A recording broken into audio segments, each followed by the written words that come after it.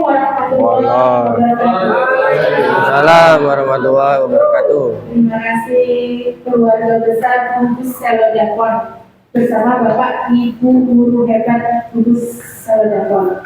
Alhamdulillah, saya ucapkan yang pertama, saya ucapkan terima kasih kepada Pak Tauhid selaku Ketua KKG sudah memberi tempat kepada kami berenang untuk melaksanakan tugas sebagai tugas dari kami, yaitu diseminasi budaya positif. Nah, sebelum itu saya ingin menyapa dulu semuanya. Apa kabar semuanya? Baik. Kalau misalnya saya tanya apa kabar semuanya, Bapak Ibu bisa bilang baik, alhamdulillah, sehat-sehat luar biasa, ya. Alhamdulillah, sehat-sehat luar biasa. Baik. Apa kabar semuanya? Alhamdulillah, sehat-sehat luar biasa. Nah, ini masih ada yang ini, Royo ya. Sekali lagi. Apa kabar semuanya? Alhamdulillah, sehat-sehat luar biasa. Terima kasih. Sebelum saya melakukan materi diseminasi budaya positif, perkenalkan kami teman-teman CGP. Saya Kadira, bisa dipanggil Mbak Dira atau Mbak Kadira. Ini ada teman saya dari Pak Haris.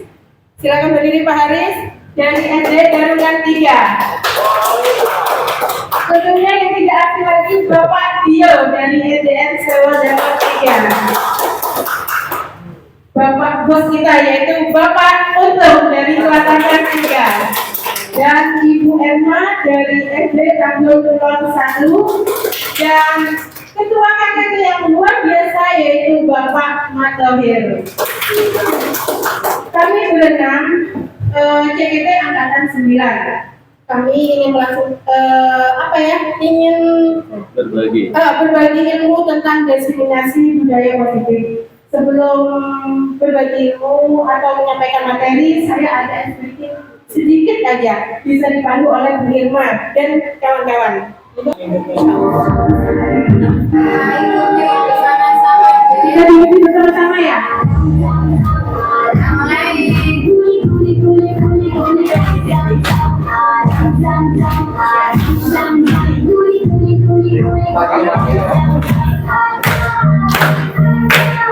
Teman deh ke.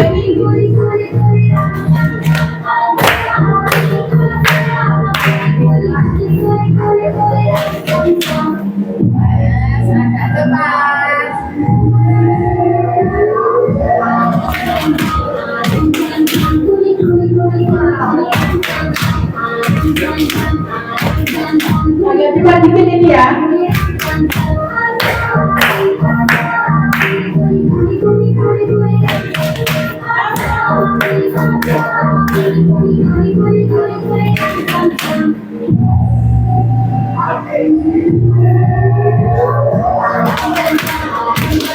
Yuk, lebih cepat lagi.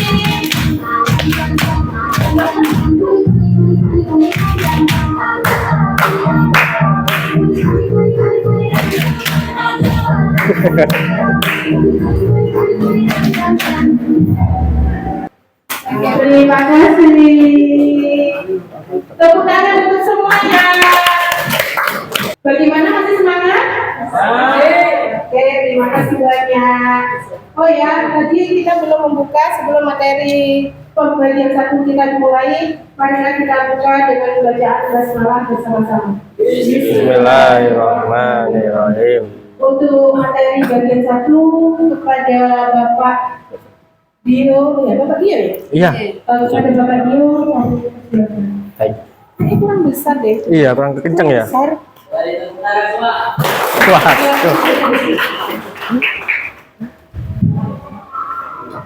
Oke, terima kasih. Saya ucapkan terima kasih kepada Ibu Moderator Ibu Nadira atas waktunya. Kemudian pertama saya mengucapkan terima kasih banyak atas perhatian Bapak Ibu semua, terutama Gugus Selodapon. Alhamdulillah ini sudah hadir, memenuhi undangan Ketua KKG untuk hadir di kegiatan KKG Gugus Selodapon ini untuk ikut berpartisipasi dalam kegiatan kita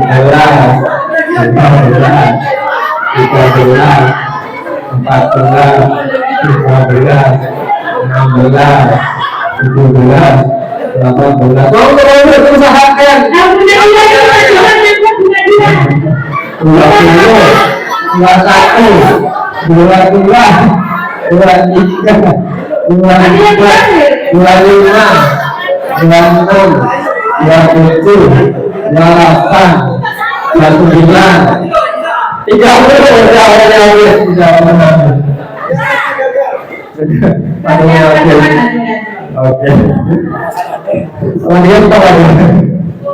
30, kemudian nah ini ya Bapak Ibu. Jadi apa yang sudah kita lakukan barusan itu apakah ada yang membuka kepala, tangan, ada yang membuka boleh? Ibu kan sendiri Ada ya, ada ya. Ada yang buka tadi ya? Ada, oke. Ada yang nonton, tetap nonton? Banyak ya, banyak. Oke.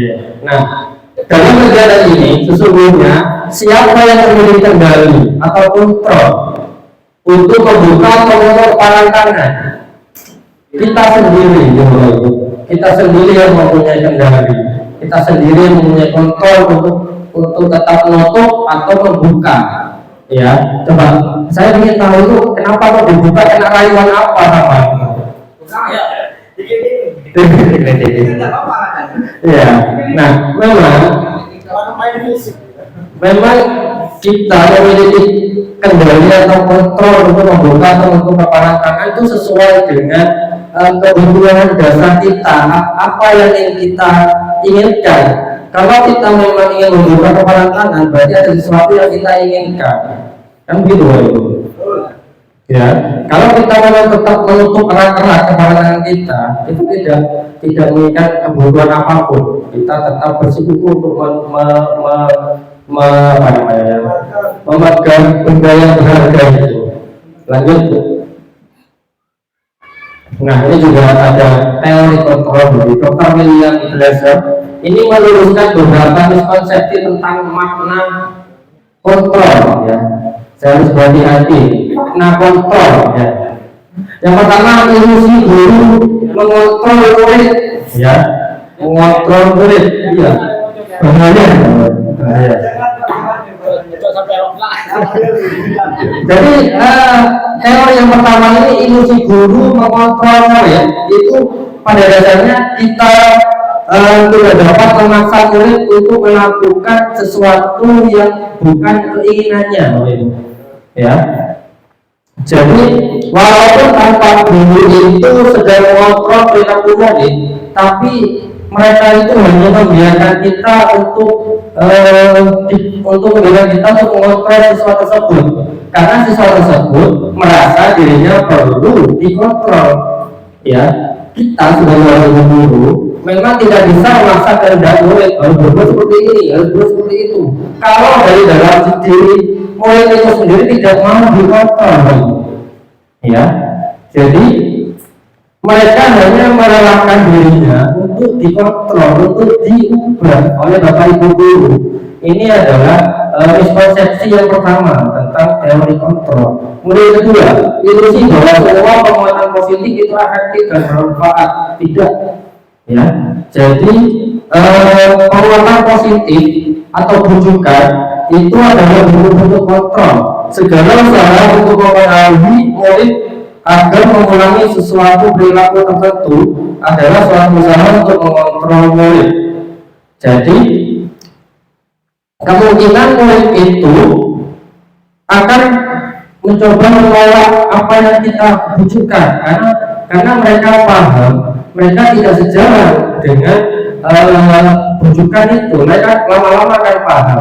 Kemudian ketiga, itu adalah ilusi bahwa kritik dan membuat orang merasa bersalah dapat menguatkan karakter. Kemudian dapat ilusi bahwa orang dewasa memiliki hak untuk memaksa. Lanjut. Nah, makna kata disiplin. Bapak Ibu, kalau kita mendengar kata disiplin, pasti kita berpikiran tentang yang namanya aturan, kemudian tata tertib, kemudian keharusan untuk melaksanakan. ya disiplin. Padahal kata Bapak pendidikan kita, Bapak Kiai Haji Dewantoro mengatakan bahwa di mana ada kemerdekaan, disitulah harus ada disiplin yang kuat. Sungguh disiplin itu bersifat self disiplin, yaitu diri kita sendiri mewajibkan kita dengan sekeras-kerasnya. Tetapi itu sama saja, sebab jikalau kita tidak cakap melakukan self disiplin, wajiblah penguasa lain mendisiplinkan diri kita sendiri. Dan peraturan demikian itulah harus ada di dalam suasana yang merdeka. Kita dalam pemikiran, konsepsi keteladanan sikap merdeka, cetakan 5 tahun 2013, halaman 470. Yang dimaksud oleh Bapak Kiai Haji Dewantoro ini adalah siswa yang merdeka itu adalah siswa yang memiliki disiplin diri yang kuat. Disiplin diri yang kuat itu dimunculkan dari motivasi internal mereka sendiri. Jadi kita sebagai guru mendisiplinkan seseorang murid itu untuk melatih siswa itu memunculkan yang namanya disiplin diri, dengan memunculkan juga yang namanya motivasi internal. Nah, motivasi internal dari dalam diri siswa itu sendiri. Jadi kalau kita sudah berhasil menanamkan yang namanya motivasi internal, insya Allah murid kita itu nanti akan mempunyai sikap disiplin sendiri tanpa perlu kita atur-atur setiap harinya. Jadi begitu menurut Kiai Haji Dewantoro bahwa pendidikan kita. Lanjut Bu. Nah, ini ada nilai-nilai kebajikan. Nilai-nilai kebajikan adalah sifat-sifat positif manusia yang merupakan tujuan yang ingin dicapai setiap individu. Nah, dari beberapa organisasi pendidikan itu memiliki nilai kebajikannya sendiri yang disepakati dan dimiliki oleh organisasi itu sendiri. Salah satunya adalah nilai kebajikan yang ingin dicapai oleh setiap anak bangsa yang kita kenal dengan profil pelajar Pancasila. Masih ingat lagunya Bapak Ibu? Kasih ya, coba kita nyanyi aja ya. 1, 2, 3. Pelajar Pancasila beriman bertakwa pada Tuhan Yang Esa dan berakhlak mulia, berbineka tunggal, gotong royong mandiri, kreatif dan bernalar kritis. Nah, itu adalah cita-cita yang ingin dicapai oleh seluruh anak bangsa kita, bangsa Indonesia. Lanjut. Nah, ini adalah nilai-nilai kebajikan di sebagian institusi atau organisasi. Ini ada ibu primary west program itu menggunakan nilai kebajikan toleransi, rasa hormat, integritas, mandiri, menghargai, antusias, dan lain-lain. Lanjut Bu. Nah, ini Bapak Ibu telah membaca nilai-nilai kebajikan dari ke-6 institusi atau organisasi yang telah disampaikan di sini. Coba panjenengan pilih salah satu nilai kebajikan atau prinsip-prinsip yang menurut Anda itu paling menarik. Kemudian panjenengan bandingkan dengan nilai kebajikan atau prinsip-prinsip yang Anda miliki di sekolah Anda. Ini Bapak Ibu, jadi pasti panjenengan itu juga memiliki yang namanya nilai-nilai kebajikan. Dari nilai-nilai kebajikan yang sudah saya tampilkan tadi, perlu panjenengan pilih salah satu, kemudian panjenengan bandingkan dengan nilai kebajikan yang Anda miliki di sekolah Anda. Ya, apakah ada perbedaan atau ada persamaan? Kemudian pilihkan bagaimana nilai-nilai kebajikan yang Anda pilih tersebut dapat disampaikan dan menjadi fondasi dari keyakinan sekolah atau keyakinan kelas yang sudah disepakati oleh seluruh warga sekolah.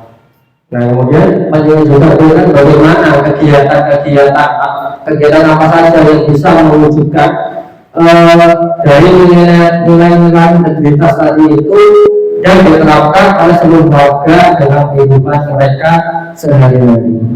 Ini enggak langsung sekarang Bapak, panjenengan coba aja pikir-pikir, disesuaikan dengan keadaan sekolah panjenengan, dibandingkan, kemudian kegiatan apa yang bisa kita laksanakan dari nilai-nilai kebajikan tersebut. Lanjut. Thank you. Mungkin itu pemaparan materi yang pertama dari saya. Akan untuk materi selanjutnya akan dilanjutkan oleh kawan saya oleh Bu Elma. Oke, cukup dari saya. Saya ucapkan terima kasih banyak atas perhatiannya. Wassalamualaikum warahmatullahi wabarakatuh. Terima kasih kepada Bapak Dio. Semoga apa yang disampaikan oleh Bapak Dio bermanfaat bagi kita semua. Selanjutnya yaitu bagian kedua, yaitu tentang teori motivasi yang akan disampaikan oleh Ibu Erna. Kepada Ibu Erna, mohon silakan. Terima kasih Bu Nadira. Bagaimana Bapak dan Ibu, masih semangat? Semangat. Pak Tudung masih semangat? Ini lagi dengan perkenalkan, saya Erma dari SD Tanggul 1.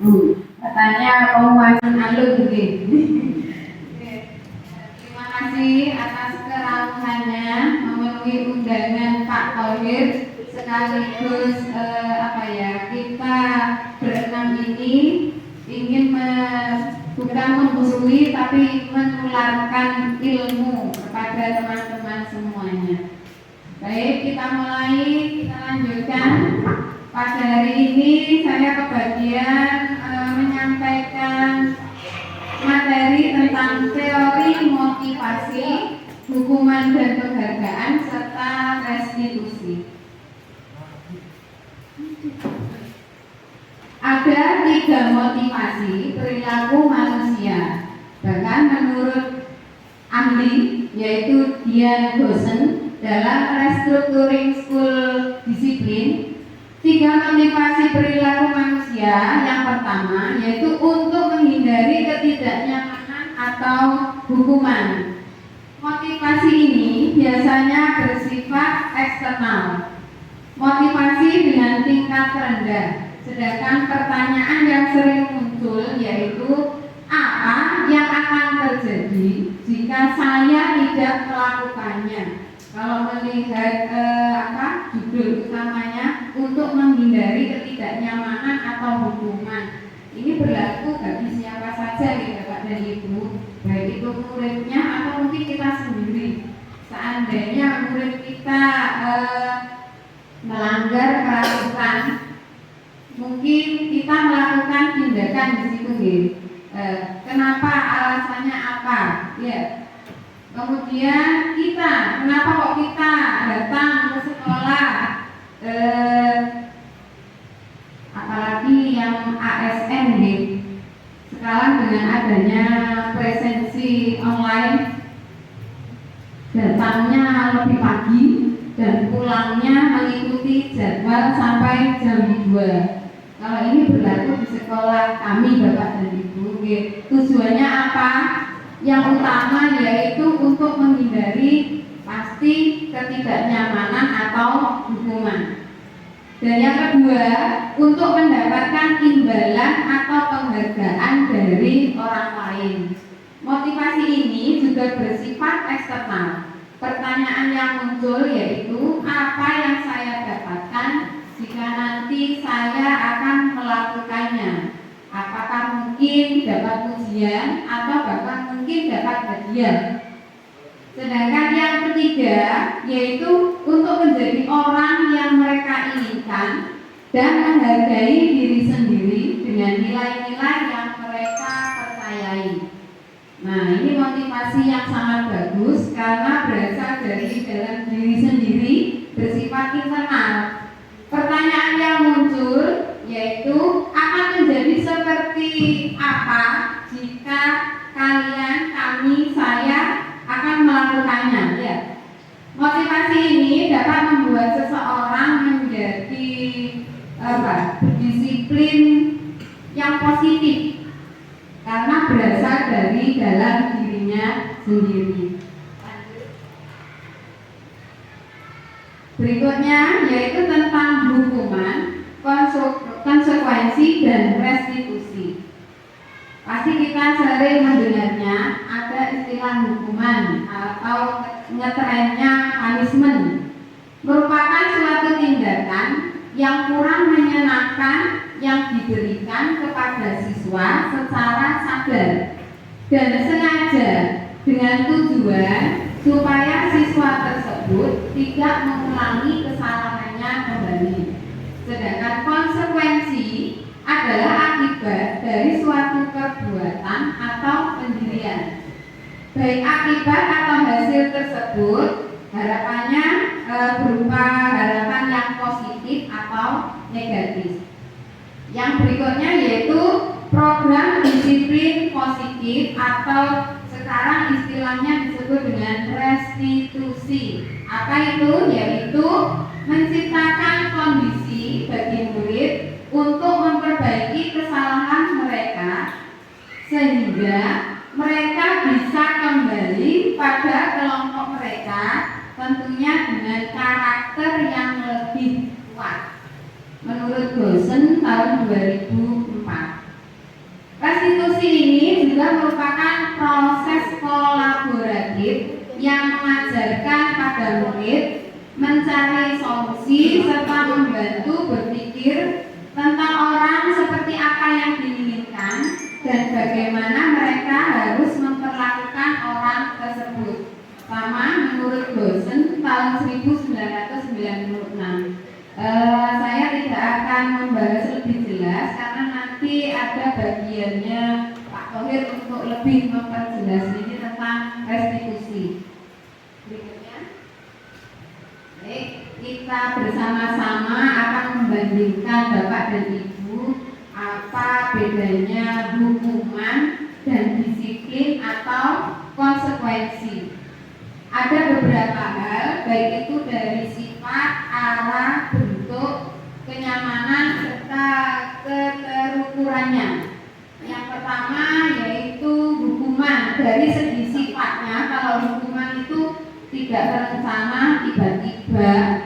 Sedangkan konsekuensi itu bersifat terencana, kemudian berupa kesepakatan, sudah dibahas sebelumnya, tentunya antara guru dengan siswa. Kemudian dari segi arah, kalau hukuman itu hanya berasal dari satu pihak saja, biasanya guru kepada murid.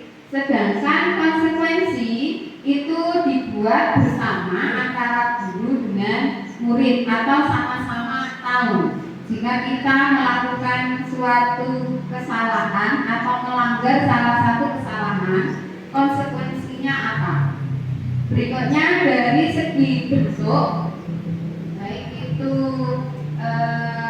dari segi hukuman. Yang pertama, kalau hukuman itu biasanya berupa fisik, kemudian psikisnya, kemudian anak seperti merasa tersakiti, baik itu berasal dari lisan maupun perbuatan dari guru. Contohnya saja kalau dulu subitan, subitan, ketiak atau dan lain sebagainya. Seingat saya, hal ini perlu kita hindari. Kenapa? Ternyata ini salah. Ini yang saya ingat-ingat sendiri, pengalaman saya sekolah dulu. Pernah sama Pak gurunya karena tugasnya tidak selesai. Waktu itu pelajaran elektronika, mata pelajaran elektronika. Praktek nggak selesai. Ternyata yang nggak selesai pada jam itu juga dicubit. Ternyata Pak, di sini tertanam di otak saya, oh Pak guru Pak itu suka nyubit kalau tugas tidak diselesaikan. Hal ini sangat-sangat kalau bisa jangan dilakukan. Berikutnya, kalau konsekuensi, sekali lagi kesepakatan. Contohnya, jika terlambat satu kali, bukan hukuman, sekali lagi ya, konsekuensinya apa? Apakah menulis kata-kata maaf, saya berjanji tidak mengulangi kembali sebanyak 5 baris. Kalau terlambatnya 2 kali, apa apa, 3 kali apa, seperti itu. Kemudian dari segi kenyamanan pasti murid kalau hukuman murid merasa tidak akan nyaman. Sedangkan konsekuensi tidak nyaman tetapi hanya dalam saat itu, tidak tertanam seterusnya. Yang terakhir dari segi keterukuran, kalau hukuman tidak dapat diukur, sedangkan konsekuensi dapat diukur. Contohnya tadi, kalau terlambat 1 kali konsekuensinya apa, 2 kali apa, 3 kali bagaimana, dan seterusnya. Berikut, dihukum oleh penghargaan menurut ahli yaitu Al-Alfikon saat kita berulang kali menjanjikan hadiah kepada anak-anak agar berperilaku bertanggung jawab, atau kepada seorang murid agar mempelajari sesuatu yang baru, atau kepada seorang karyawan agar melakukan pekerjaan yang berkualitas. Berarti kita sedang berasumsi mereka itu tidak dapat melakukannya, atau mereka tidak akan memilih untuk melakukannya. Baik, tadi dijelaskan untuk mengiming-imingi siswa agar tidak melakukan pelanggaran, ya kita biasanya memberikan iming-iming, ya berupa apa? Penghargaan. Apa di sini disebut dengan di situ tadi reward, ya atau penghargaan. Ternyata tidak sepenuhnya hal tersebut berdampak positif bagi anak-anak guru, Pak Guru dan Bu Guru sekalian. Ada pula membawa dampak negatif, antara lain yaitu keampuhannya hanya berlaku pada tugas-tugas jangka pendek saja. Mundur lagi. Yang kedua, anak-anak yang terbiasa melakukan atau mempelajari sesuatu atas dasar iming-iming atau hadiah dapat mengecilkan motivasi intrinsiknya. Sedangkan yang ketiga, siswa akan memiliki anggapan bahwa kemampuannya itu merasa lebih tinggi dibandingkan dengan teman yang lain. Kemudian dampak yang lainnya yaitu tentunya kalau sering memberikan hadiah, guru harus memberi reward, tentunya ada biaya yang harus dikeluarkan. Kemudian yang terakhir yaitu mendorong siswa untuk memiliki sifat materialistis atau hanya melakukan kebaikan jika dapat hadiah. Baik, Pak Untung, biar gak bosan coba berlatih soal. Bapak di sini Burma punya apa ya? Beberapa pertanyaan ini. Nanti kita jawab bersama-sama, lesan saja.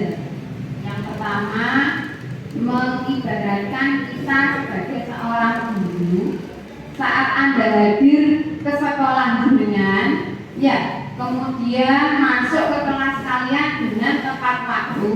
Kira-kira motivasi apa yang mendasari tindakan Anda tersebut? Tadi kan ada 3 ya. Nah, manakah motivasi yang paling kuat mendasari tindakan Anda tersebut?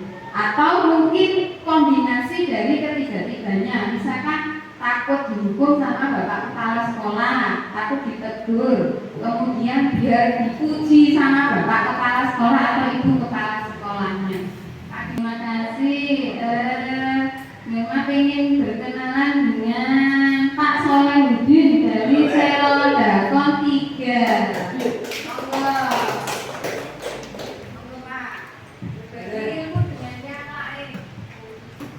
Terima kasih. Sepertinya kalau mau perkenalan kayaknya juga sudah banyak yang kenal saya. Kalau satu gugus kayaknya kita juga sudah kenal semua ya Pak. Oke, kalau masalah yang tadi Bu, yang pertanyaan tadi motivasi saya kalau untuk kenapa kita datang ke kelas sesuai jadwal atau tepat waktu. Nah, kalau saya sendiri emang itu sudah kebiasaan itu. Jadi tidak ada niatan kayak takut dihukum atau takut ingin dipuji untuk orang lain, itu nggak ada sama sekali. Terima kasih. Berarti masuk ke motivasi ketiga ya Pak? Insya Allah. Nggih, nggih. Kemudian pertanyaan yang kedua Pak. Oke, yang kedua apa? Enggak Pak Untung. Menurut Anda dari ketiga jenis motivasi tadi, motivasi manakah yang saat ini paling banyak mendasari perilaku murid Anda di sekolah? Untuk berarti ini kita ngomong siswa ya Bu ya.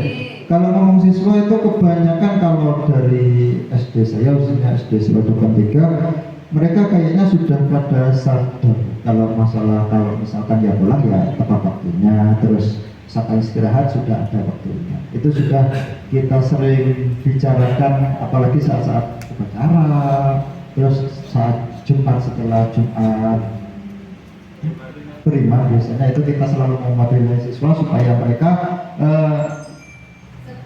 pengalaman Anda, motivasi Anda sebagai guru, kenapa kok datangnya awal? Apakah karena tiga motivasi tadi? Yang kedua kaitan dengan siswanya.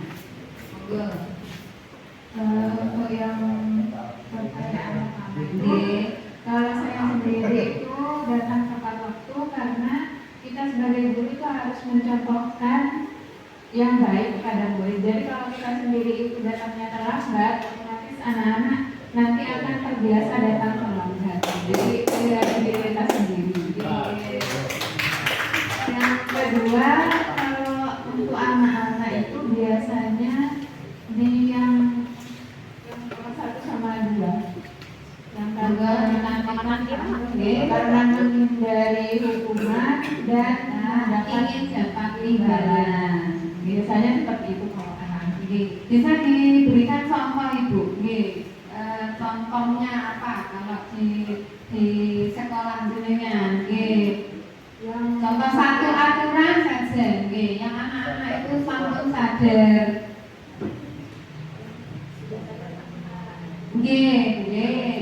Atau mungkin yang takut dihukum, contohnya ini Firman. Kalau yang takut dihukum itu sholat biasanya. Sholat duhur itu pasti anak-anak sholat, karena kalau nggak sholat dihukum nulis Arab. Ya.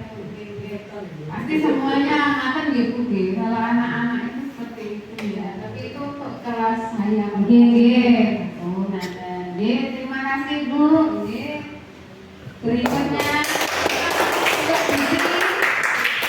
satu lagi Pak Ahmad Ahmandi dari Selodakon 1. Monggo. Kita Adio lagi Putri dari Selodakon 1 ya. Selodakon 1, Pak Ahmad juga 1. Namun saya bacakan cari yang lain Selod 3 sampun. Selod 2 di sini kok cuma Buwin saja. Bu Fitri. Bukan betul wonten. Wadah. Sudah perwakilan saja. Undi. Bu Fitri. Bu Fitri. Ya, boleh. Bu Fitri. Satu lagi, monggo. Ini bertukar pengalaman. Iya, terima kasih. Kalau dari pertanyaan yang pertama tadi, pertanyaannya untuk diri saya sendiri kan ya Bu ya. Kalau dari kami sendiri dari Selodakon 2 pastinya motivasinya yaitu dari internal gitu Bu, karena kami mengadakan sholat duha paginya, maka mau tidak mau, suka tidak suka kami harus pagi gitu. Jadi kalau kami datang sudah mepet jam 7, malu sendiri ke muridnya. Aduh, wis mulai sholat duha nih. Ya apa itu sebetulnya. Jadi mau tidak mau, suka dan tidak suka, kami harus lebih pagi daripada siswa. Dan itu pun setiap hari, meskipun kadang gantian kami ya ada masalah. Kemudian yang nomor 2 itu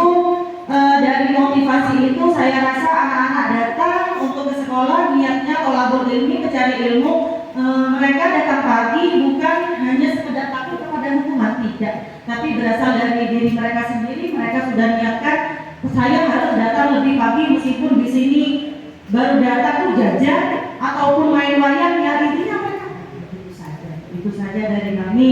Terima kasih.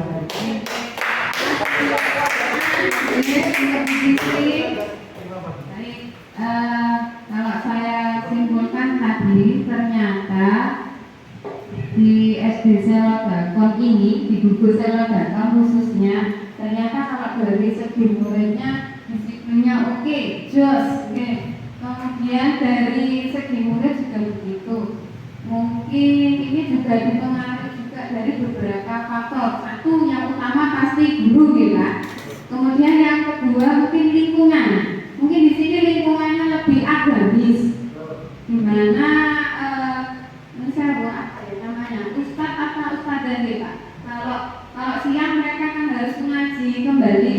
Madrasah. Ilmu dari luar mungkin ditanamkan juga dari situ, sehingga dari segi internnya sudah dibekali yang banyak ya. Baik, terima kasih. Itu tadi dari 3 motivasi. Kemudian dari tadi dibahas tentang motivasi intrinsik dan ekstrinsik ya. Contohnya apa? Monggo yang hijau. Ya. Terima kasih. Apa sih sebenarnya motivasi itu? Motivasi adalah dorongan hati seseorang untuk mencapai suatu tujuan. Motivasi siswa itu sangat penting dalam pencapaian belajar siswa. Motivasi juga merupakan kekuatan yang mendorong dan memandu tindakan sukses yang tetap fokus pada tujuan tertentu. Jadi untuk mencapai suatu tujuan menuju ke puncak gunung harus ada motivasi dulu, ya. Kenapa kok harus ke sana? Ya, apa yang ingin dicapai? Berikutnya Pak Untung. Jenis motivasi tadi ada 2 ya, ada intrinsik dan ekstrinsik. Motivasi intrinsik contohnya meliputi hasrat, keinginan untuk berhasil, dorongan akan kebutuhan belajar, dan harapan akan cita-cita siswa. Sedangkan yang berasal dari luar disebut dengan motivasi ekstrinsik, meliputi 1. Penghargaan, yang kedua lingkungan belajar, dan yang ketiga kegiatan belajar yang menarik. Kemudian upaya guru dalam membelajarkan siswa. Contohnya tadi yang disampaikan oleh Pak Soleh.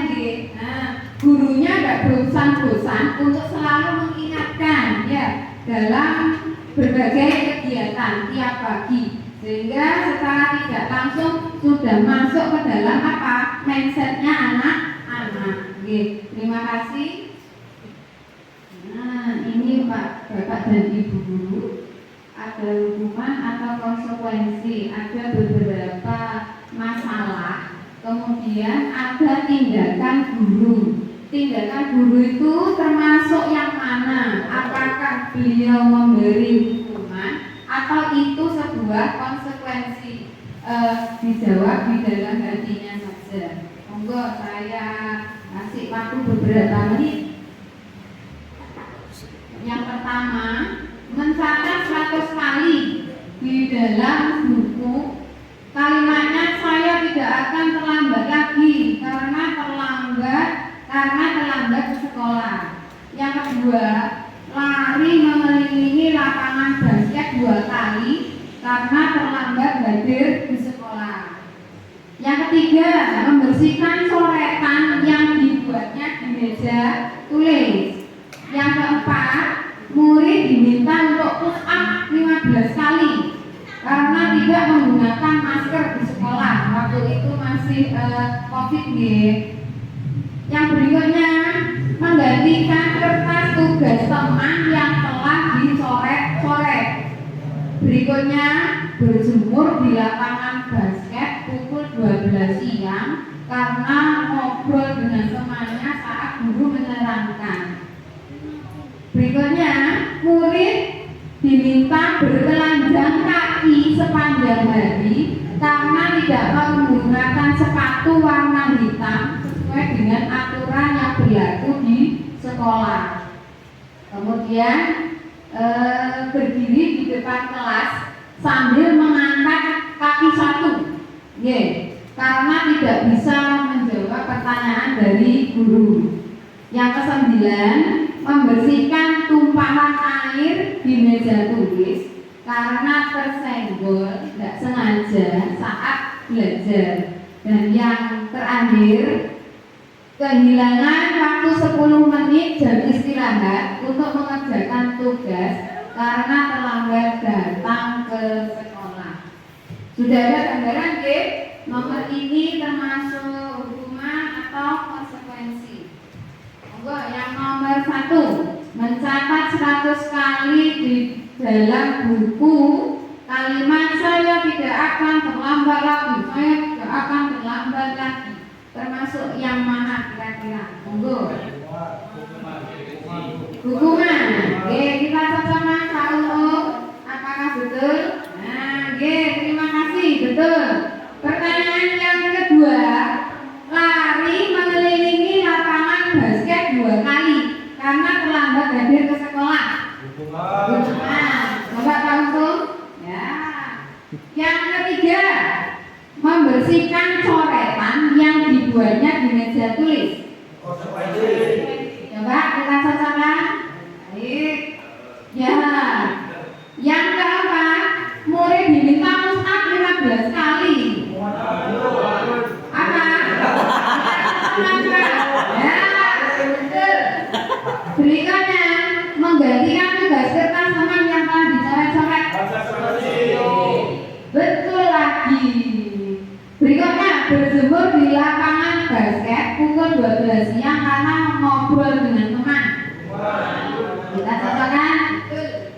Lanjut, murid diminta bertelanjang kaki karena sepatunya enggak sesuai. Apa? Ya. Kemudian berdiri di depan kelas sambil mengangkat kaki satu. Kita lihat. Hukuman. Ya, berikutnya membersihkan tumpahan air di meja. Kita lihat. Yang terakhir, kehilangan 10 menit jam istirahat untuk mengerjakan tugas karena terlambat. Kita lihat. Alhamdulillah sudah pintar semua. Tepuk tangan untuk Bapak dan Ibu semuanya. Demikian materi dari saya. Semoga ilmu yang sedikit ini dapat bermanfaat untuk kita semua. Terima kasih. Wassalamualaikum warahmatullahi wabarakatuh.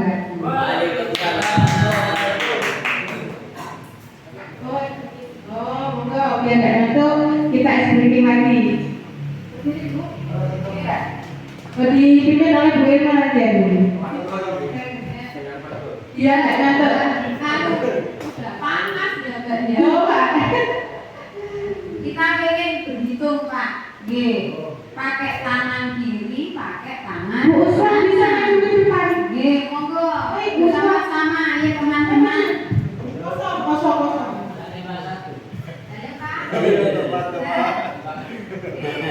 Kalau tangan kiri, ya kita berhitung 1 Buswa sampai daripada sini. 6. Sampai selesai. Kalau tangan kiri 1, 2, 3, 4, 5, 6. Lagi ya 1, 2, 3, 4, 5, 6. Kalau tangan kanan 1, 2, 3, 4, 5, 6. Sekali lagi 1, 2, 3, 4, 5, 6. Ya, bermaafkan apa? Mengajak berhitung, tapi pakai tangan dua-duanya. Konsentrasi. Kita belajar konsentrasi. Bisa? Yuk, otak kanan dan otak kirinya. Ayo mulai. Bisa dimulai.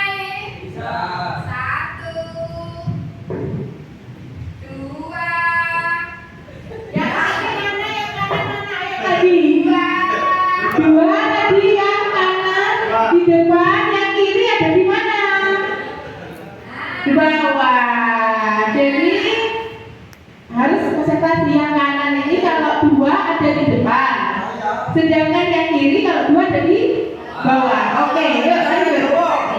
Lagi konsentrasi. Reaksi pelan dulu.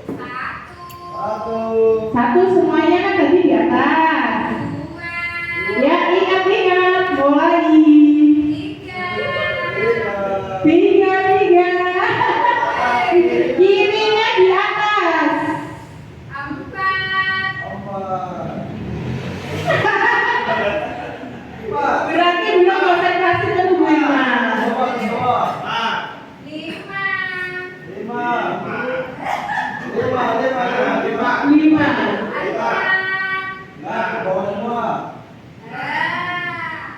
ulangi lagi. 1, Ayo. 1. 1. 2,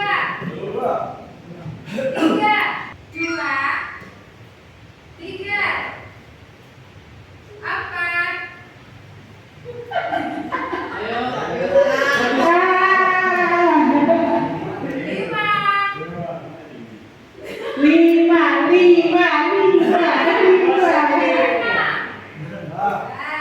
Tepuk tangan untuk semuanya, terima kasih. Efek nomor ya, tenang aja nanti ada. Oke, terima kasih kepada Bu Irma. Semoga apa yang diberikan oleh Bu Irma bermanfaat buat kita semuanya. Amin. Biar tidak terlalu panjang lebar kemana-mana, tidak ngantuk. Sekarang saya lanjutkan lagi yaitu materi ketiga oleh Bapak kepada Bapak kami persilakan.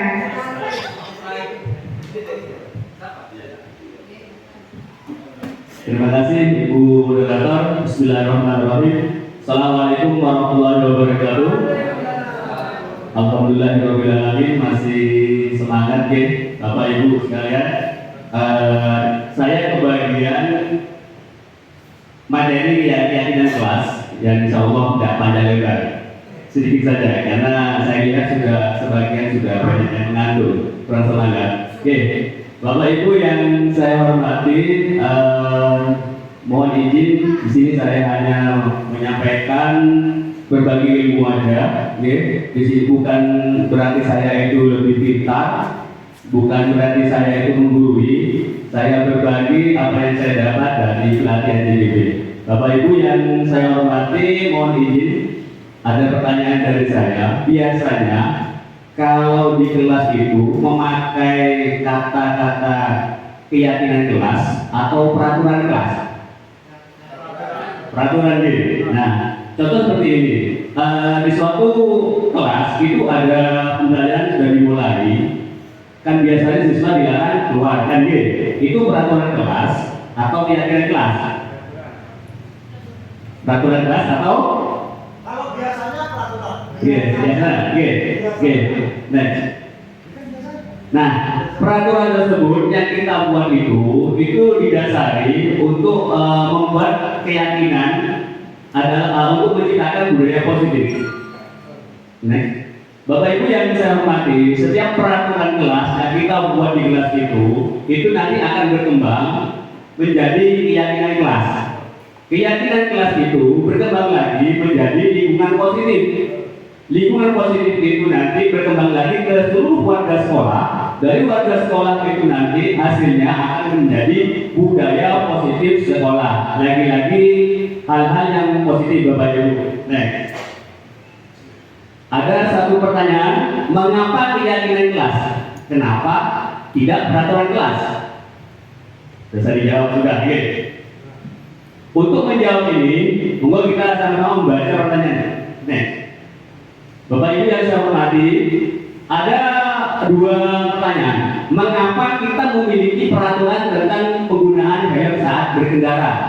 Kira-kira tujuannya itu apa? Biasanya kan setiap pagi kita kalau punya anak mengantar anak kita ke sekolah, kita kan pakai helm kan, sebagai guru kita kan juga memberi contoh kan seperti itu. Kira-kira tujuan itu apa? Keselamatan, apalagi kenyamanan, keamanan. Lanjut ke pertanyaan kedua. Mengapa kita memiliki peraturan tentang penggunaan masker? Kira-kira tujuannya apa?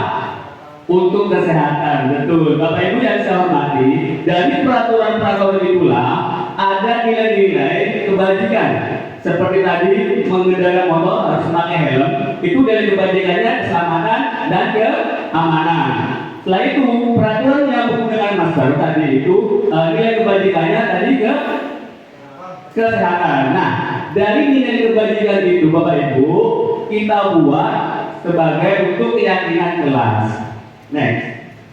Nah, jadi murid di sini bukan sekedar menaati peraturan kelas, tapi dari peraturan kelas itulah meyakini ada nilai yang terkandung di dalam sehingga terbentuklah motivasi dari dalam diri sendiri. Seperti Ibu Evan tadi sampaikan atau bisa disebut intrinsik. Anak bertindak sesuatu bukan lagi karena peraturan, karena berdasarkan keyakinannya. Contoh, aku melawan ini karena supaya selamat. Nah, seperti itu. Nah, keyakinan itulah yang kita pakai untuk membuat keyakinan kelas. Lanjut. Jadi setiap tindakan dan perilaku yang kita lakukan di dalam kelas dapat menciptakan sebuah lingkungan yang positif. Di kelas siswa sudah yakin akan nilai-nilai kebajikan, maka pastinya akan tercipta lingkungan yang positif. Jadi di kelas itu kalau siswa sudah merasa aman, ya nyaman, tidak ada yang mengganggu. Nah, di situ tidak ada yang melanggar. Nah, di situ karena apa? Karena adanya motivasi diri sendiri. Ya, karena itu. Next. Keyakinan kelas adalah nilai-nilai atau kebiasaan-kebiasaan yang disepakati, diyakini, dijalankan bersama sehingga membentuk murid yang mandiri, penuh hormat dan bertanggung jawab. Itulah apa yang disebut dengan keyakinan kelas. Next, Bapak. Nah, ini ada contoh keyakinan kelas dan kesempatan kelas. Yang pertama, kesempatan kelas itu contohnya mendengarkan ketika guru atau teman berbicara, tidak menyela pembicaraan, mengangkat tangan jika ingin berpendapat, datang dan pulang tepat waktu, memakai seragam sesuai jadwal, meminta izin jika akan keluar kelas, berdoa sebelum dan sesudah belajar, tidak mengganggu teman yang beribadah, tidak menyontek ketika ulangan. Nah, di sampingnya itu contoh keyakinan kelas, menghormati diri sendiri dan orang lain, saling menyayangi, beriman dan bertakwa kepada Tuhan, disiplin, bertanggung jawab, menghargai teman, dan masih banyak lagi nilai-nilai kebajikan yang kita buat untuk meyakinkan kelas. Next. Bapak Ibu yang saya hormati, ini prosedur pembentukan keyakinan kelas. Yang pertama yaitu lebih abstrak, terus berupa pernyataan universal atau umum, berupa pernyataan positif, mudah diingat, disesuaikan dengan kelas atau sekolah agar mudah diterapkan. Semua warga kelas atau sekolah dilibatkan. Terima kasih. Itu aja yang bisa saya sampaikan karena masih banyak materi yang akan disampaikan 3 teman selanjutnya. Nanti saya persingkat saja. Mungkin itu yang bisa saya sampaikan, kurang lebihnya saya mohon maaf. Ihdinas siratal mustaqim. Assalamualaikum warahmatullahi wabarakatuh. Tepuk tangan untuk Pak Untung. Terima kasih banyak pada Pak Untung. Itu dari paparan dari Pak Untung yaitu keyakinan kelas. Semoga sedikit materi dari Pak Untung bisa bermanfaat bagi kita semuanya. Amin.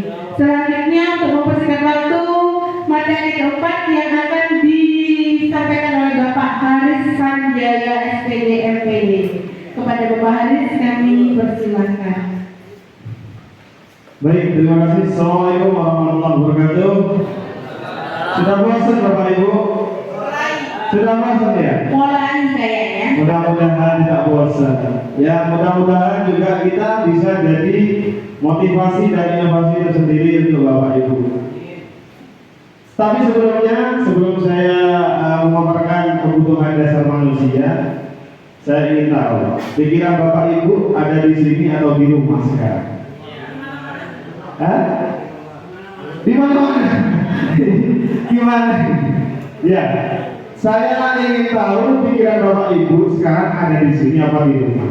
Untuk itu saya ada sebuah otak lagi. Cluenya adalah dengarkan saya, bro. Dengarkan saya. Bapak Ibu dengarkan saya, ini berapa? 1. Ya. Kalau ini 2. Hah? Itu. Kalau ini ini 1 ya. Kalau ini 2. Yang ini 3. Baik, cluenya adalah dengarkan saya Bapak Ibu. Saya ingin Bapak Ibu pemikirannya tetap di sini agar apa yang kami paparkan, sharingkan untuk Bapak Ibu bisa dimanfaatkan juga, karena ilmu yang bermanfaat adalah ilmu yang dibagikan dan juga dimanfaatkan untuk orang lain Bapak Ibu. Cluenya apa? Dengarkan saya. Ini 3. Ini 3. Betul. Betul.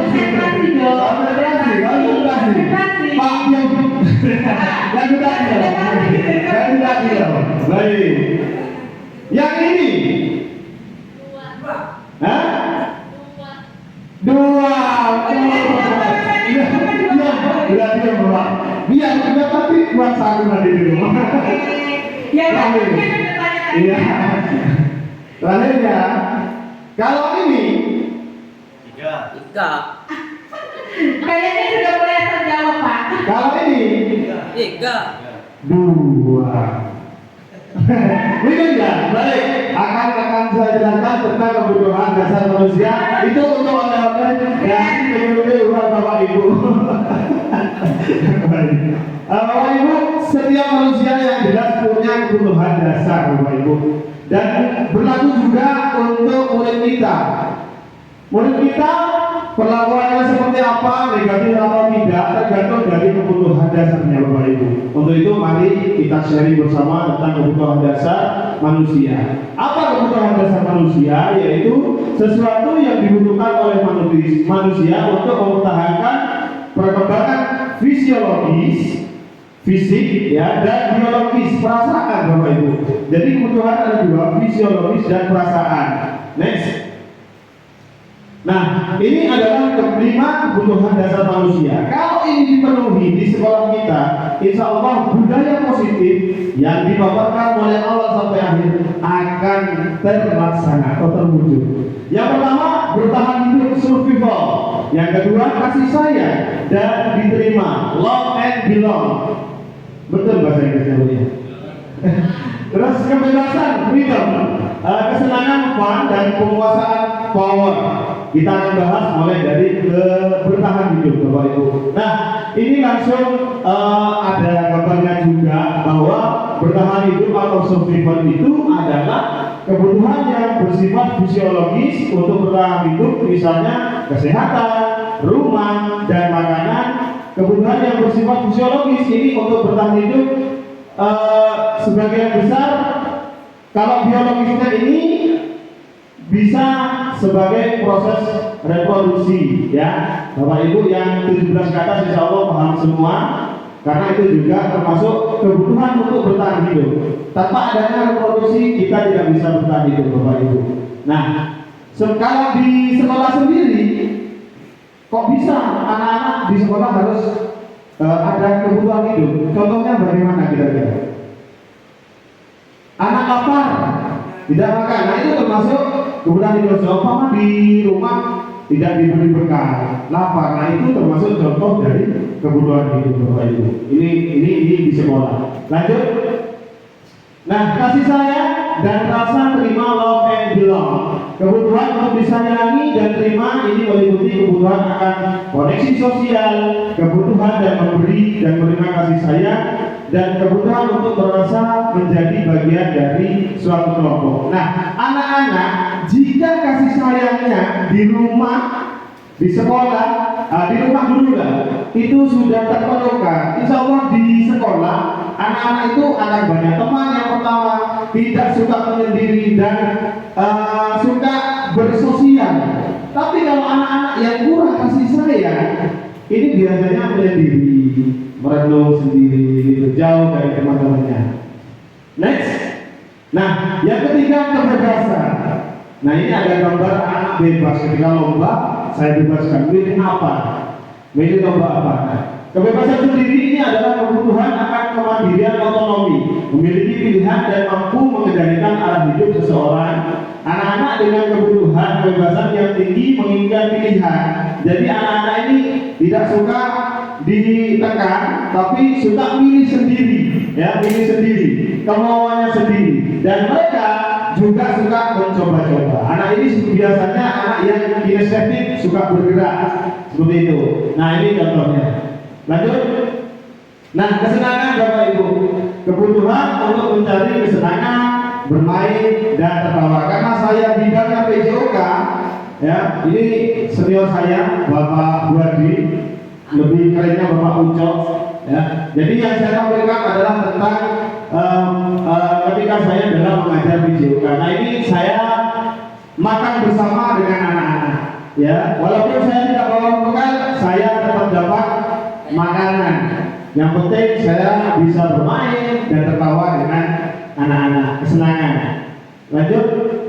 Penguasaan. Nah ini penguasaan. Kebutuhan ini berhubungan dengan kekuatan untuk mencapai sesuatu, menjadi kompeten, menjadi terapi, diakui atas prestasi dan keterampilan kita, didengarkan dan memiliki rasa harga diri. Nah ini gambar ini sudah menunjukkan penguasaan Bapak Ibu. Kenapa? Ketika saya berolahraga, biasanya kalau saya senam itu saya nunjuk anak, ya, ayo siapa yang mau mimpin di depan untuk menjadi instruktur senam. Anak-anak itu bisa Pak.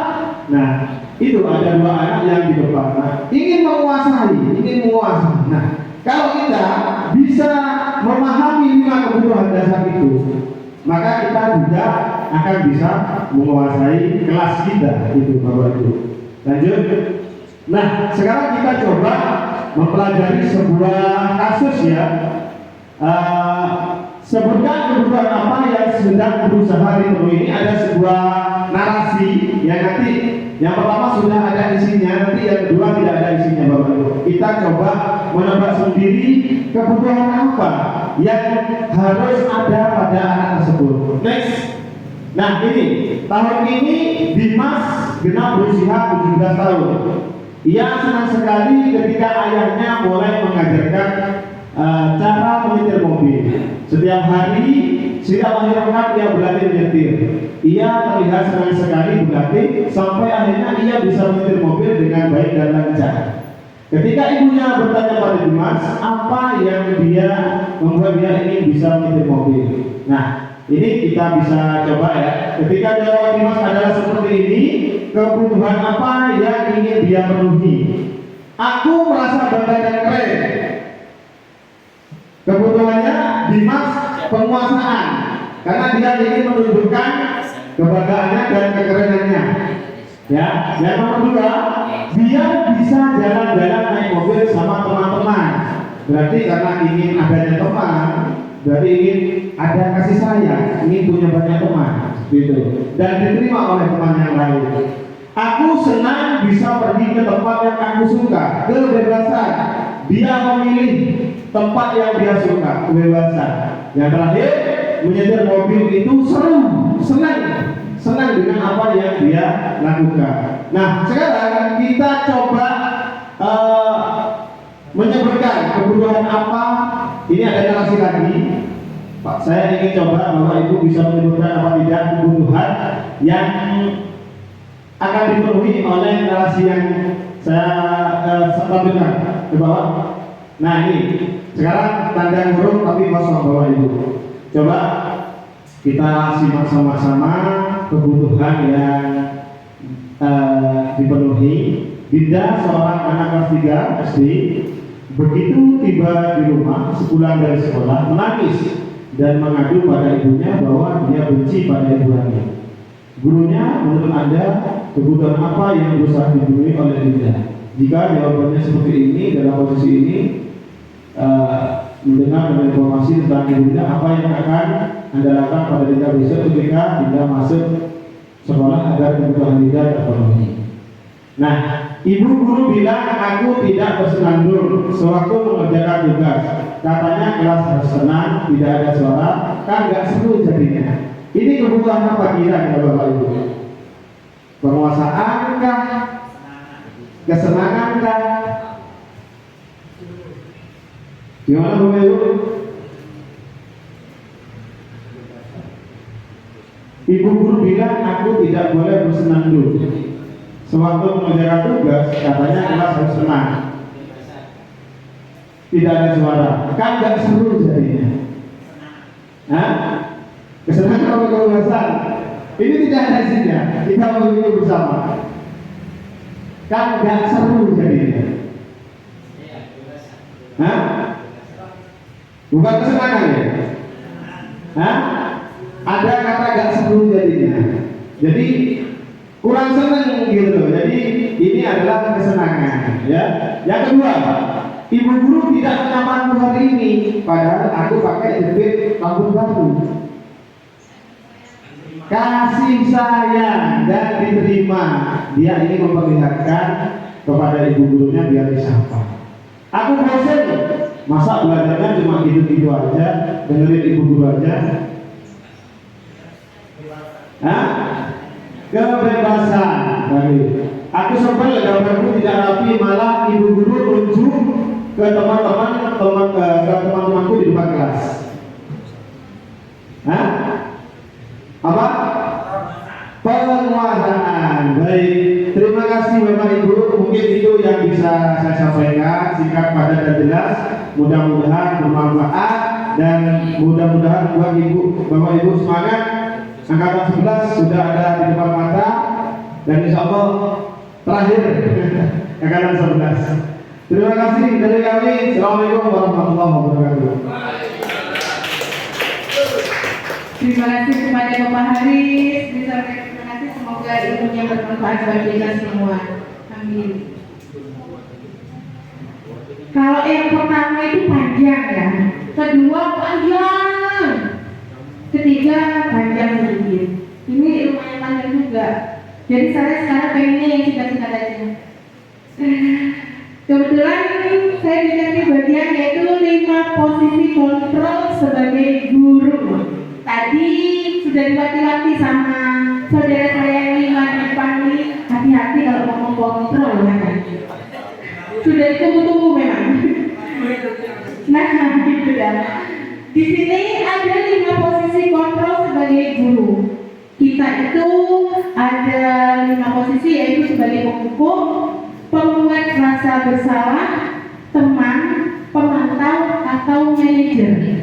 Nah, kalau menghukum, tipe penghukum ini selalu menggunakan hukuman fisik atau verbal untuk dapat menekan dan mengontrol muridnya dengan caranya sendiri. Misalnya anak gak bisa, kadang dihukum ya. Hukumnya bukan dikasih lawan atau diapakan ya. Kadang disuruh kerjakan tugas atau disuruh dihukum apa ya gitu. Itu termasuk posisi kontrol sebagai penghukum. Kemudian pembuat rasa bersalah. Guru tipe ini dengan suara lembut tetapi bahasa yang digunakan membuat orang itu merasa bersalah dan tidak berguna. Kemudian ada guru sebagai teman. Posisi kontrolnya sebagai teman. Guru tipe ini dengan suara lembut tetapi bahasa yang digunakan membuat orang itu merasa bersalah dan tidak berguna. Kemudian di sini ada 5 posisi guru sebagai pemantau. Yang keempat yaitu sebagai pemantau. Tipe guru pemantau adalah mengawasi perilaku muridnya dan berdasarkan pada aturan-aturan yang berlaku dan konsekuensi jika melanggar atau lebih ke stimulus respon. Kemudian yang terakhir yaitu kita sebagai guru bisa menjadi sebagai manajer, yaitu tipe guru manajer adalah mempersilahkan murid mempertanggungjawabkan perilakunya dan mendukung murid menemukan solusi dari masalahnya. Nah, dari 5 posisi kontrol sebagai guru, kita ini ada di posisi apa setiap harinya? Bisa apa di penghukum, pembuat berasa bersalah, teman, pemantau atau manajer. Itu. Nah, nanti contohnya bisa ada di segitiga segitiga diskusi yang akan disampaikan oleh Pak Matohir. Mungkin itu saja dari saya, 5 posisi kontrol sebagai guru. Nah, selanjutnya yaitu materi yang terakhir, segitiga diskusi yang akan disampaikan oleh Bapak Matohir. Kepada Pak Matohir, waktu dan tempat kami persilakan.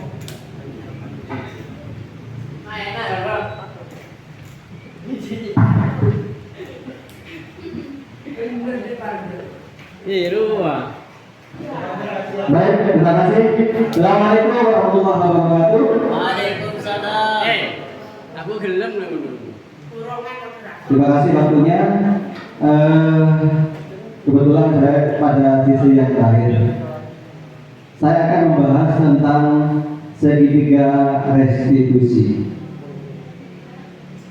Setiap orang pasti mempunyai permasalahan, apakah di keluarga, apakah di sekolah dan sebagainya, pasti punya permasalahan.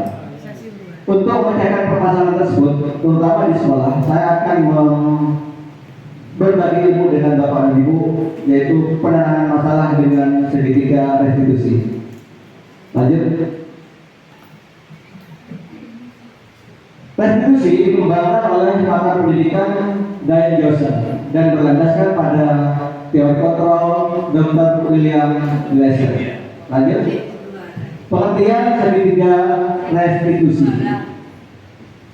Segitiga restitusi adalah proses menciptakan kondisi, proses menciptakan kondisi bagi murid untuk memperbaiki kesalahan mereka sehingga mereka bisa kembali kepada kelompok mereka dengan karakter yang lebih baik.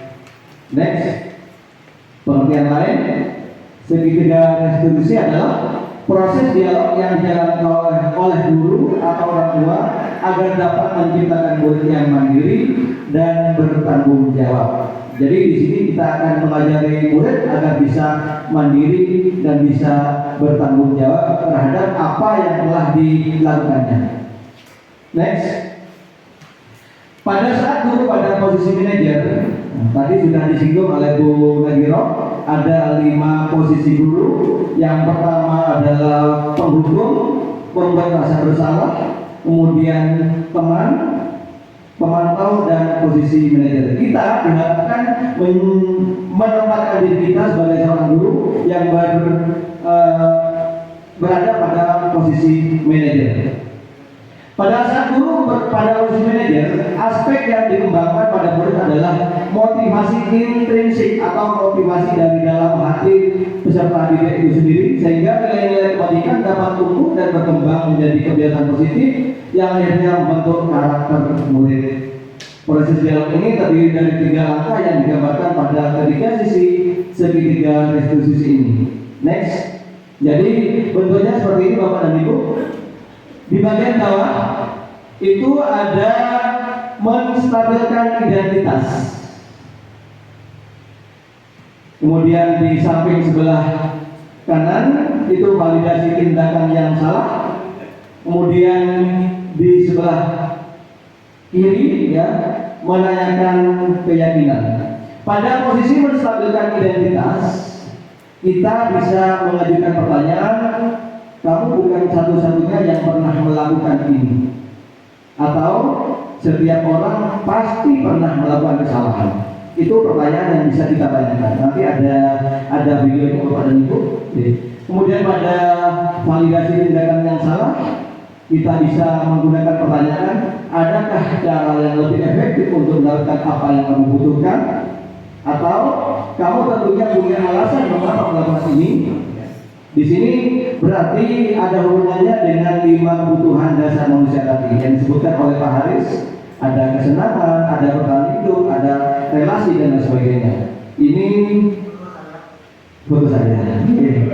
Ini pengalaman saya ketika menangani suatu permasalahan di kelas. Belum. Ketika menangani permasalahan di kelas ada 2 kasus Bapak dan Ibu. Ya, yang pertama saya mengambil kasus dari murid saya namanya Akbar yang dia jarang masuk ke sekolah atau sering terlambat ke sekolah. Alasannya karena dia main HP sampai malam, ada yang sampai jam 11. Kemudian kasus yang kedua, saya mengambil sampel dari murid saya juga, namanya Siva, yang muridnya pandai, tapi ketika di kelas dia sering membuat gaduh di kelas, mengganggu temannya yang sedang belajar. Monggo, ini videonya, monggo.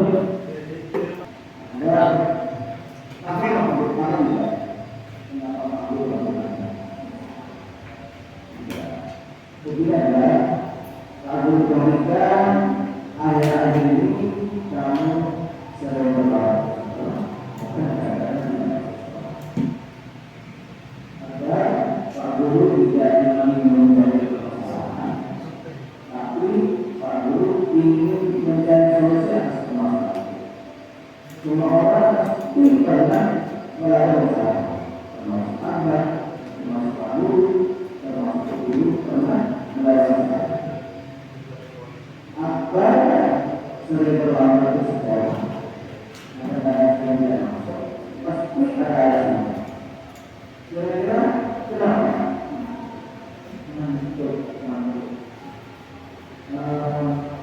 Apa yang dilakukan sehingga masuk tempatnya?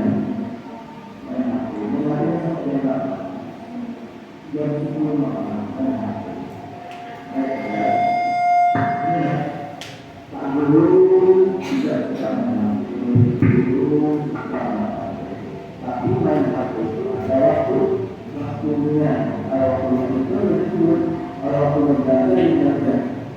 Ya, agar tentunya kamu masih ingat tentang kesukaan jangan tepat waktu, ya, karena dengan tepat waktu maka akan bisa mengikuti pelajaran yang baik, tidak akan bisa dengan sekolah, bisa mengikuti pelajaran dengan baik. Kira-kira apa yang akan Anda lakukan sehingga bisa mengikuti pelajaran dengan baik? Mereka tepat waktu, mereka agar Anda mulai hari ini dan jadi nanti ada pas masih kalau kasih ya salam.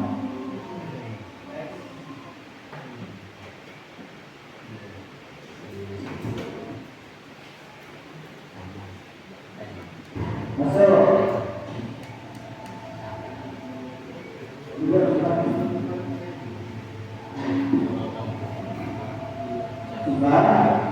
gimana anak-anak?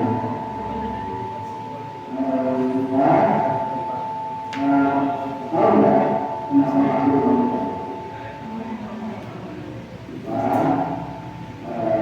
aku berikan akhir-akhir ini kamu sering kusir, sering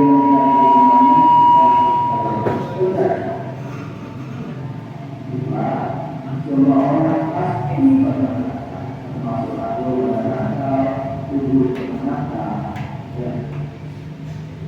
Supaya seperti itu mesti ada. Kira-kira kenapa kita melakukan itu? Senang membantu temannya dengan temannya kamu berani, merasa senang. Kita begini ada. Tahu tak tentang dia yang jelas? Apa itu?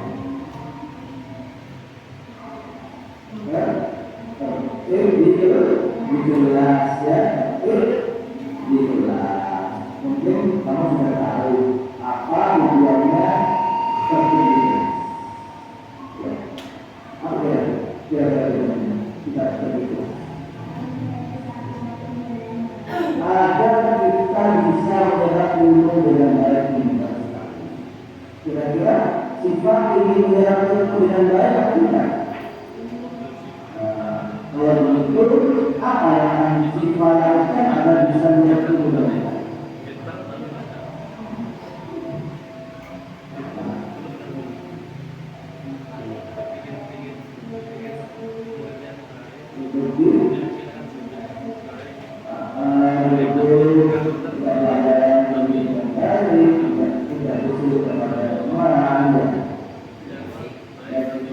Kira-kira bisa tak juga yang baik, tidak berubahnya, bagaimana bisa mendapat ilmu yang baik,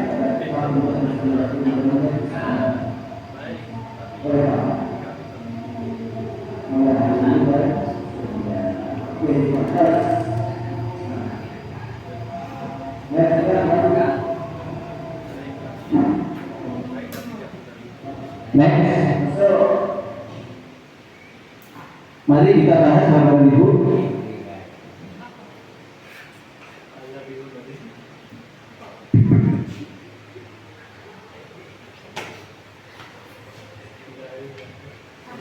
Saya tadi memposisikan diri sebagai manajer menggunakan penerapan segitiga restitusi. Saya sudah menganalisa ternyata setiap anak itu melakukan kesalahan ada alasannya. Karena mereka ingin memenuhi kebutuhan mereka. Yang pertama Akbar, ya. Akbar dia main HP sampai lama karena kesenangan, ya. Kemudian Siva juga usil mengikuti temannya ketika belajar juga karena kesenangan juga. Next. Satu, pada sisi pertama segitiga institusi yaitu menstabilkan identitas. Saya mengajukan pertanyaan, saya orang pasti, setiap orang pasti pernah berbuat kesalahan. Itu artinya saya menggeser identitas gagal pada murid menjadi identitas sukses. Dengan mengajukan pertanyaan seperti itu Bapak dan Ibu, anak-anak itu bisa tenang, ya, harinya bisa tenang. Kenapa? Karena setiap orang pernah melakukan kesalahan. Artinya kita tidak menghukum, ya. Kemudian, tapi bila kita mengkritiknya, maka tak akan merubah keadaan. Malah mungkin anak itu tambah menjadi-jadi. Oke, betul, bisa membenci. Pada tahap ini kita bisa mengajukan pertanyaan sebagai berikut. Yang pertama adalah membuat kesalahan adalah suatu yang wajar, ya. Manusia tidak ada yang sempurna, ya. Jadi anak itu ditenangkan dulu. Saya tidak akan mencari kesalahan, tapi kita akan mencari jalan keluar permasalahan ini. Kemudian setiap orang pasti berbuat salah. Itu tadi sudah saya jawabkan pada kedua anak tersebut. Monggo next. Yang kedua, validasi tindakan yang salah. Berdasarkan pada prinsip bahwa setiap perilaku berdasarkan kebutuhan tertentu. Yang 5 kebutuhan dasar yang disebutkan oleh Bu Nadira tadi. Guru yang telah memahami teori kontrol akan bergeser dari stimulus respon menjadi proaktif. Jadi guru itu tidak karena ada rangsangan dia, tapi proaktif, ya, karena dia pada posisi manajer. Saya mengajukan pertanyaan pada kasus tadi yaitu kamu melakukannya bukan tanpa alasan. Kira-kira apa alasan kamu? Ya. Next. Kemudian yang ketiga menanyakan keyakinan. Teori kontrol menyatakan bahwa kita telah termotivasi secara intrinsik. Dengan kita berposisi sebagai manajer, maka anak-anak itu akan termotivasi dirinya dari dalam hatinya. Saat perilaku telah divalidasi dan identitas sukses telah bergeser, maka murid telah siap mengaitkan keyakinan kelas dengan tindakan yang salah. Pertanyaan yang saya tanyakan tadi adalah, masih ingatkah kamu tentang keyakinan kelas kita? Sebelumnya kan kita sudah membuat keyakinan kelas atau peraturan kelas, ya. Masih ingatkah kamu tentang keyakinan kelas kita? Atau keyakinan kelas yang mana yang telah kamu langgar? Kemudian apa tujuan keyakinan kelas tersebut? Sehingga timbul dari anak itu untuk mengaitkan tindakannya dengan keyakinan yang telah disepakati bersama. Sehingga motivasi intrinsik atau memperbaiki itu timbul dari dalam hatinya. Next. Beberapa hal yang perlu diperhatikan ketika kita menerapkan segitiga restitusi. Yang pertama adalah perilaku yang salah perlu dikaitkan dengan keyakinan yang telah disepakati. Kemudian kesediaan orang yang telah melakukan kesalahan untuk memperbaiki masalah. 3. Pemecahan masalah bisa mungkin relevan dengan masalah yang ada. 4. Perlu adanya usaha dari orang yang telah berbuat kesalahan untuk memperbaiki kesalahan. Yang kelima, waktu. Perlu disediakan waktu kapan akan memperbaiki kesalahan. Next. Dengan memahami struktur segitiga institusi, diharapkan kita semua dapat menempatkan diri kita sebagai manajer dengan mengajukan pertanyaan-pertanyaan bermakna sehingga menggugah hati murid menjadi pribadi yang bertanggung jawab dan mandiri. Next. Apakah ketiga tahapan perlu dilalui semuanya? Tergantung Bapak dan Ibu, tergantung berat ringannya sebuah permasalahan. Kalau permasalahannya ringan, maka cukup dengan menanyakan apa keyakinan kelas yang telah kita sepakati. Misalnya anak itu hanya tidak melakukan tiket, ya, nggak usah menerapkan segitiga institusi Bapak dan Ibu. Cukup menanyakan apa keyakinan kelas kita yang telah kita sepakati, ya. Setiap murid harus melaksanakan tiket. Nah, itu tidak perlu ketiga-tiganya. Next. Dengan menerapkan segitiga institusi, dengan mengajukan pertanyaan-pertanyaan bermakna, diharapkan murid lebih kuat secara pribadi, dapat membuka wawasan murid agar dapat menyelesaikan permasalahannya sendiri, semakin percaya diri, mandiri, bertanggung jawab, dan merdeka. Next. Sekian dari kami. Pejabat Bulan Merah, salam semua. Assalamualaikum warahmatullahi wabarakatuh. Waalaikumsalam warahmatullahi wabarakatuh. Alhamdulillah, dari beberapa materi sudah tersampaikan. Mantap ya. Saya di depan mantap banget. Itu dari tahu kan? Oh ya. Bapak Ibu guru hebat, itu dari kami, materi dari kami, semoga bermanfaat buat kita semua. Sedikit info bagi Bapak Ibu yang belum mendaftar CBP Angkatan 11, ayo segera daftar. Insya Allah enak loh, nggak usah dilihat rumahnya, dilihat enaknya aja, bener. Kita berangkat di samping. Ngerjakan tugas bareng-bareng, nggak dulu bareng-bareng. Nah, karena waktunya sudah beberapa menit sudah jam ini kan sudah lama. Mari kita sekarang satu briefing aja dari saya. Yuk berdiri sebagai penutup aja, sebagai penutup. Ya. Semuanya. Saya minta semuanya berdiri. Ayo berdiri. Saya ini sama Pak Ilham, Pak Lukman, saya ini di depan semuanya gitu. Ya.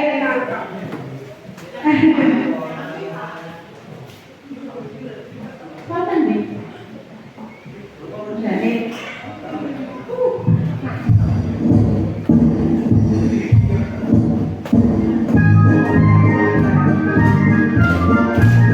Terima kasih.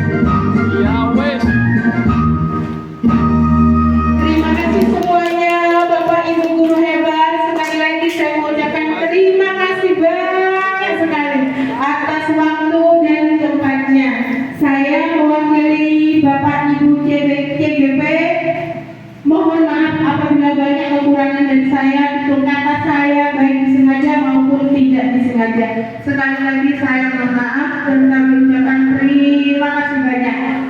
Marilah kita akhiri bersama-sama dengan bacaan hamdalah bersama-sama. Alhamdulillahirabbil alamin. Akhirul thariq, wassalamualaikum warahmatullahi wabarakatuh.